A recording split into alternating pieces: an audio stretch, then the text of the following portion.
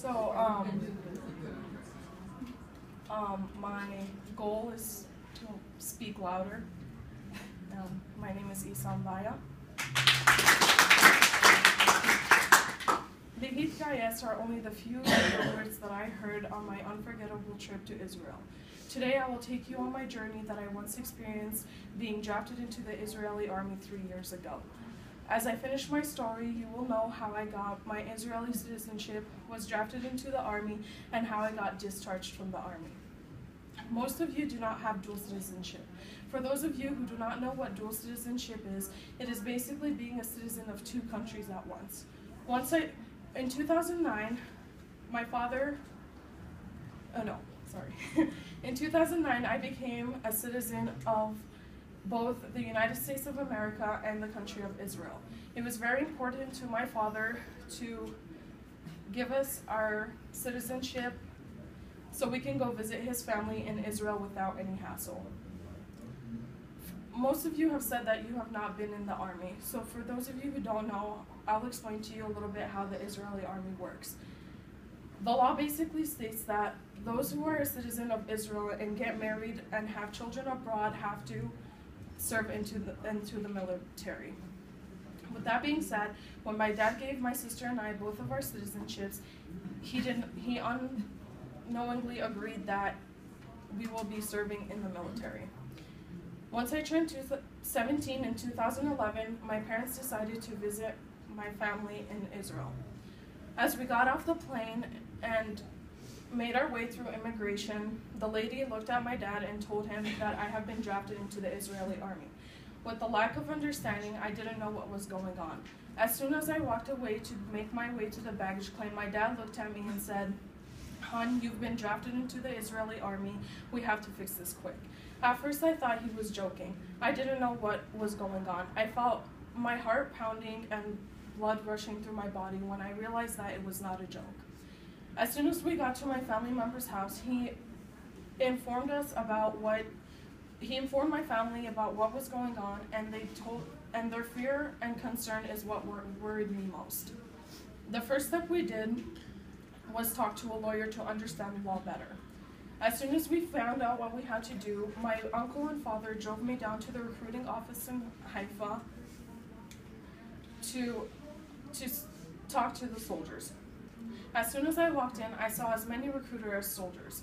I turned around to look at my dad to grab his hand to go upstairs with me to the recruiting office. As soon as I grabbed his hand, one of the male soldiers yelled that he cannot come upstairs with me. This frightened me the most. I walked upstairs and the lady snatched my passport from my hand and told me to wait until I heard my name called. I stood in a dark, hot room for over 4 hours, waiting to hear my name called. When I heard my name called, I walked into a room, sat on a metal chair with a wooden desk in front of me. Behind the wooden desk were 2 female soldiers with green uniform and guns strapped around their shoulders. I was terrified. For 45 minutes, they just stared at me, said nothing, until one female soldier walked in and slapped a green uniform onto the desk. I looked at the uniform and looked back at her. I didn't know what to say. She walked away, and one of the female soldiers started asking me questions. Where are you from? How many Jewish friends do you have? How many times have you been in the country?